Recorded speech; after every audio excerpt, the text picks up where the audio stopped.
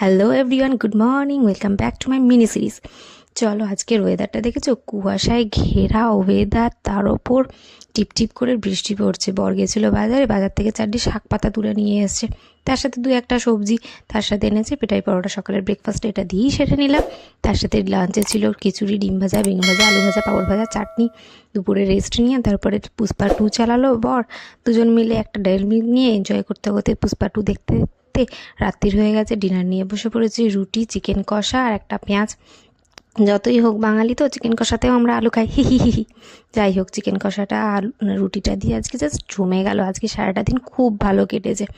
যাক, আজকে চিকেন কষাটা না বর্দা ভাই রান্না করেছে, দুর্ধর্ষ খেতে হয়েছে, বিশ্বাস করো। চলো আমি ততক্ষণ খেয়ে নিই। তোমরা চ্যানেলটাকে সাবস্ক্রাইব করে দিও, ভালো লাগলে একটা লাইক করে কমেন্ট করে দাও এরকম মিনি সিরিজ পেতে। চলো, টাটা, গুড নাইট, দেখা হচ্ছে পরের ভিডিওতে, বাই।